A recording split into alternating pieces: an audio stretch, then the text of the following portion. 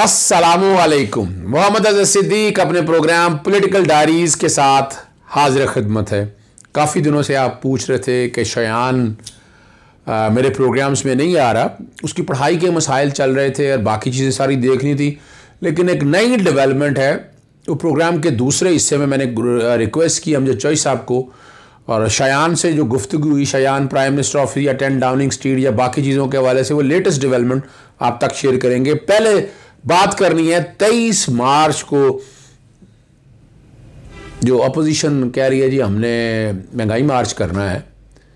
ये 23 मार्च ही क्यों? इस तरह के मार्च तो बहुत से गुजर गए हैं, ये 23 मार्च क्यों? पहले वो मैं साजिश बता दूंगा आपको। 23 मार्च को यौम पाकिस्तान पे पूरी दुनिया से बड़ी बड़ी शख्सियात शिरकत करने आ रही हैं और ये छोटा इवेंट नहीं होना, बहुत बड़ा इवेंट है। ये 23 मार्च को बड़ी प्लानिंग के साथ ये एजेंडा तय किया है कि हुकूमत वक्त पर प्रेशर डाला जा सके, पूरी दुनिया में अपनी सपोर्ट यानी फॉरेन बैरूनी ममालिक से कोई ख़ास तरह की इमदाद हासिल की जाए, एडवांटेजेस हासिल की जाए।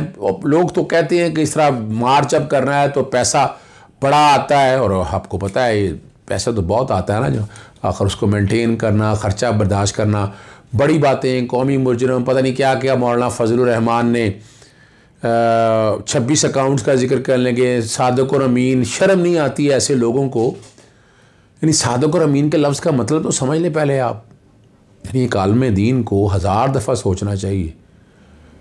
ये मजाक उड़ा रहे हैं। 62(1)F के अंदर है, बैकग्राउंड पे वो 62(1)F चल रहा होगा आपके लिए। आपने कागजात नामजदगी में अगर गलत बयानी की हो तो तब सादक और अमीन के हवाले से वो प्रिंसिपल लगना है।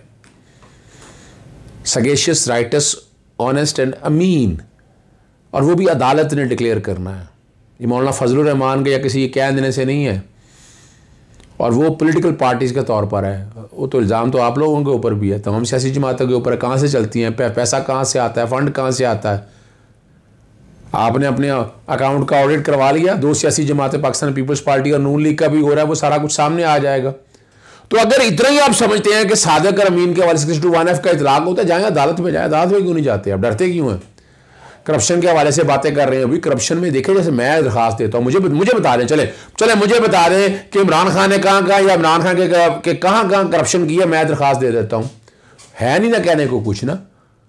तो ये तो एक ड्रामा बनाया हुआ है बेवकूफ़ बनाने के लिए। अगली खबर बड़ी अहम है, वो अहमद वकास गुराया के हवाले से। वो यानी फंस गया मामला सारा। वो जो एजेंडा जो है नज़र आ रहा है, तो कोई बैरूनी तौर पर अदालतें प्रेशर में आके कोई फैसला ना कर दें, लेकिन उसके नाम मुजरा चल रही है। और गौहर खान ने बड़ा वाज़े तौर पर दावा किया है, ये डॉन की खबर है जो मैं बता रहा हूँ आपको, बैकग्राउंड पर खबर चल रही होगी, कि उसने किसी का को कत्ल करने का इरादा कभी नहीं था, और ख़ुद साख्ता जिला वतन जो ये पाकिस्तान के ख़िलाफ़ दायरिया कह लें, जो कोई कह दें, शक्लों पे लानत लगी हुई है। अहमद वकास गुराया को कत्ल करने की साजिश के तहत है नीदरलैंड जाने पर 31 साल पाकिस्तानी नसाद जो बरतानी मुलजिम गौहर खान से इस्तगासा ने सख्त जरा की है। एल्सन मॉर्गन क्यूसी की सरबराही में इस्तगासा ने सवाल किया कि जब गौहर खान से किसी को कत्ल करने के लिए पाकिस्तानी मुकीम मिडल मैन मुजम्मल ने रब्ता किया तो उन्होंने पुलिस को क्यों नहीं बताया। गौहर खान पूछते रहे कि क्या इस मामले या कत्ल का ताल्लुक किसी कर से है। उन्होंने चाकू क्यों खरीदा। उन्होंने नीदरलैंड में दाखिल होने के लिए इमिग्रेशन हकाम को धोखा देने की कोशिश क्यों की। आपको पता है इमिग्रेशन यहाँ दाखिल होना तो तरीक़ाकार यही होता है। पाकिस्तानी जो ठहरे मुझे ने बताया कि उसने स्टेक, फल और रोटी काटने के लिए चाकू खरीदा और मुजम्मिल को मजीद रकम देने के लिए राज़ी करने की गर्ज से नीदरलैंड का सफ़र किया। पैसे लेने हैं ना उसने दावा किया। उसने जो पैगाम मुजम्मिल को इस आला टारगेट और कत्ल से मुतल्लिक भेजे तो उसका मकसद सिर्फ उससे ये तासुर देना था कि वो गौहर खान यानी गौहर वो समझा गौहर खान कत्ल करने के लिए संजीदा। लेकिन हकीकत है कि वो पैसा चाहता था, पैसों का लेन देन का मसला है। और एल्सन मॉर्गन ने व्हाट्सएप और सिग्नल के पैगाम, CCTV फुटेज और रसीदों के जरिए वाक़यात के टाइमलाइन के मुताबिक गौहर खान से कई घंटों तक पूछगिछ की। उन्होंने जोर डालने को कहा कि गौहर खान से सवाल किया कि 10.9 यूरो में चाकू क्यों खरीदा जबकि सस्ते भी दस्तियाब थे। उन्होंने स्टेक खाने के लिए चाकू का इस्तेमाल करने का इंतजार अगले दिन तक क्यों किया। उन्होंने ये भी पूछा कि गौहर खान ने बाकी रसीदों की ज़ाया करने के बावजूद सिर्फ चाकू की रसीद पर क्यों अपने पास रखी और पूछगिछ होने तक उसने खुद पुलिस के चाकू से मतलब क्यों नहीं बताया। गौहर खान ने बड़ा सादा सा जवाब दिया कि वो भूल गया था कि उसे ठीक से याद नहीं रहता। इसी तरह दोबारा पूछा कि वो धोखेबाज शख्स है। उसने कहा कि ईमानदार रहने की हर मुमकिन कोशिश की है। और फिर वो एलिसन मॉर्गन ने पूछा कि उसने शेव हवाई अड्डे पर और वो अपना सियोल हवाई अड्डे पर इमिग्रेशन को धोखा देने के लिए जाली PCR टेस्ट और जाली रेफरेंस लेटर क्यों इस्तेमाल किया। अब अपनी गुज़श्ता समाअत में जनवरी को बताया था कि किस तरह मुज़म्मिल ने मुबैना तौर पर गौहर खान को, ये सारी जो बातें ना सारी अब झूठ की तरफ जा रही हैं। आप यहाँ से आ सकते हैं, बड़ी क्लैरिटी के साथ देख सकते हैं कि वकास गोया बड़ी बुरी तरह फंस गया हुआ है। सिर्फ एक ड्रामा बनाया उन्होंने बाहर रहने का और पाकिस्तान को बदनाम करने का, इसके अलावा और कोई ताल्लुक़ नहीं है। और पैसे जहाँ से गए थे मैं उस पर पहले भी जिक्र कर चुका हूँ। चलते हैं प्रोग्राम के दूसरे हिस्से में अमजद चौधरी साहब के पास, जो शयान अली आज गए हैं और वो जो गुफ्तगू हुई है सुनते हैं वो। जी नाज़रीन, आज फिर हम आपको बताएंगे कि लंदन के शयान अली ने एक दफ़ा फिर जो है वो करप्शन के ख़िलाफ़ महाज संभाल लिया है। ये ठीक उस वक्त हुआ है जब पाकिस्तान के अंदर इमरान खान ने एक बहुत ही ज़बरदस्त स्पीच की और आकर टीवी के ऊपर लोगों के आंसर्स क्वेश्चंस का सेशन किया और बताया कि वो करप्शन का कला कमा करने के लिए कितने सीरियस हैं और उनको कौन कौन से मसाइल और मसाइब से गुजरना पड़ रहा है। उनकी बॉडी लैंग्वेज बहुत ही अग्रेसिव थी और मेन स्ट्रीम मीडिया के ऊपर भी इस चीज़ को बड़ा जो है वो उछाला भी गया और बहुत सारे लोगों ने अप्रिशिएट भी किया।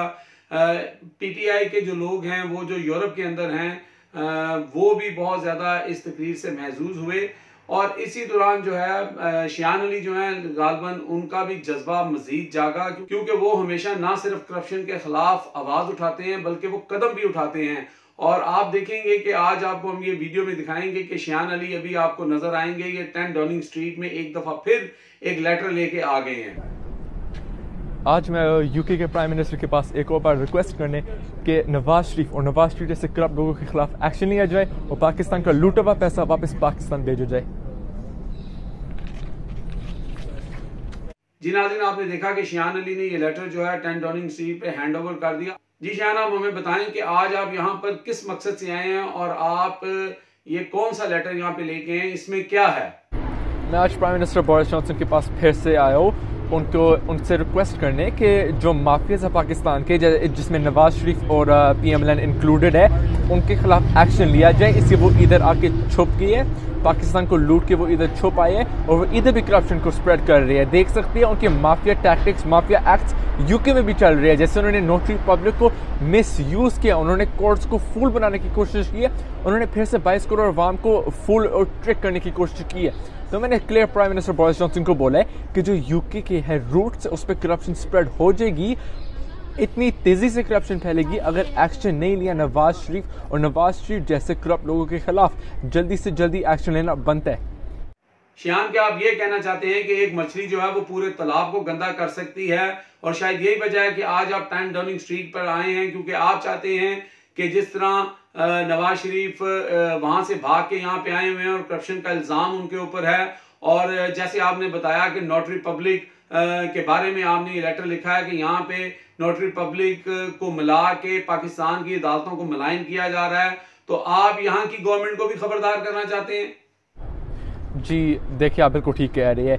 जो जैसे PMLN जैसे करप्ट लोग हैं, जो माफियाज कही गई है पाकिस्तान में, जैसे PMLN कही गई थी 2017 में सुप्रीम कोर्ट से सिसिलियन माफिया, वो अभी यूके में भी उनका जो माफिया वाला एंटिक्स है, जो उनका बिहेवियर है माफिया वाला, वो चेंज नहीं हुआ है और वो चेंज होने का भी लग नहीं रहा कि वो एनी टाइम सून चेंज होएगा। तो मैंने क्लियरली प्राइम मिनिस्टर से डिमांड किया है कि वो कुछ इन्वेस्टिगेशन करे फ्रॉम द नोटरी पब्लिक, जिन्होंने PM लैंड जो माफिया है उन्होंने मैनिपुलेट किया था उनको, उन्होंने मिसयूज़ किया था उस नोटरी पब्लिक को, लंदन की नोटरी पब्लिक को। तो ये क्लियरली अभी लंदन में भी इनका माफिया वाला बिहेवियर चल रहा है और हमने इसको प्रिवेल नहीं होने देना। अगर हमने अभी एक्शन नहीं लिया फिर करप्शन प्रिवेल होएगा over law and order, over honesty.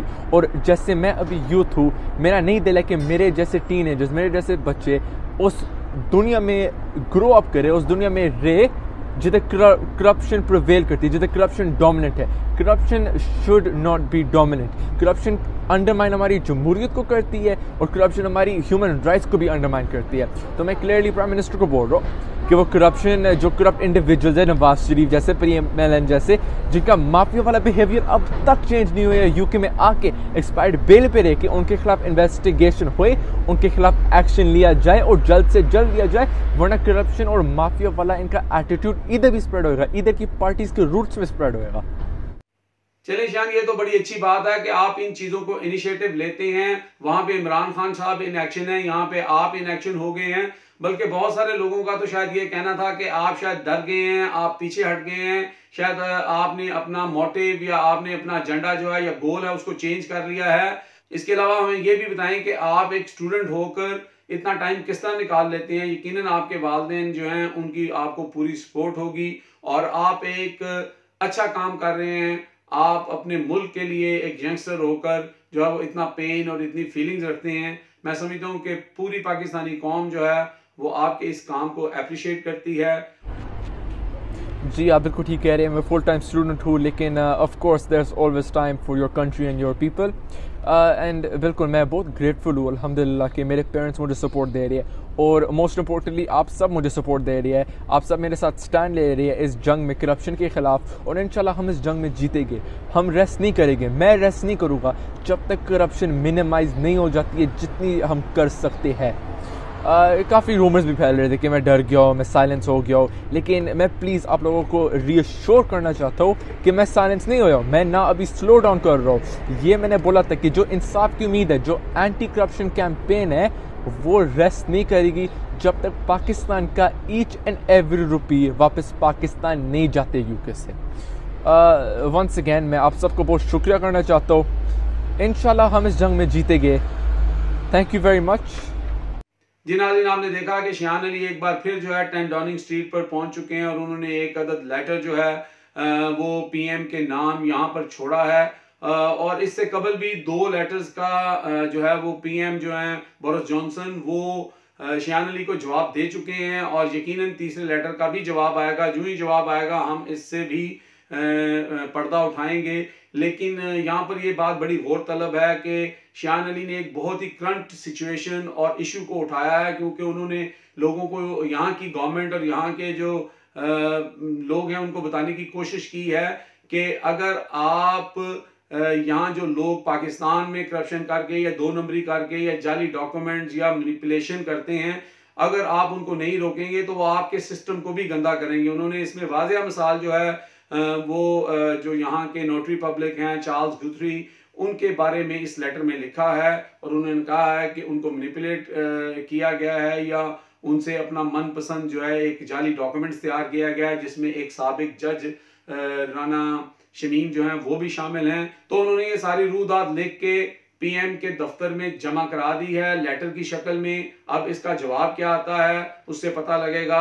लेकिन शान अली लगता है कि यहाँ पे रुकने वाले नहीं हैं। जो लोग ये समझते थे कि शान अली जो हैं वो शायद डर गए हैं या पीछे हट गए हैं क्योंकि उन्होंने अपना एक प्रोटेस्ट जो है वो कैंसिल किया था, वो वेदर कंडीशन की वजह से कैंसिल किया था, उनको वो दोबारा मार्च में प्लान कर रहे हैं, मार्च या अप्रैल में दोबारा प्लान कर रहे हैं। और शान अली का कहना यही आपने सुन लिया कि वो आखिरी दम तक जो है करप्शन के खिलाफ लड़ेंगे। वो करप्शन चाहे मुस्लिम लीग नून की तरफ से हो या वो पीपल्स पार्टी की तरफ से हो या फिर वो PTI की तरफ से ही क्यों ना हो, वो कहते हैं मैं हर उस चीज के लिए करप्शन के खिलाफ हर हद तक जाऊंगा।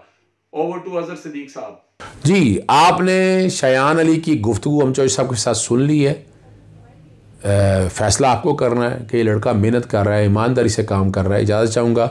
अस्सलाम वालेकुम, अल्लाह हाफ़िज़। पाकिस्तान जिंदाबाद।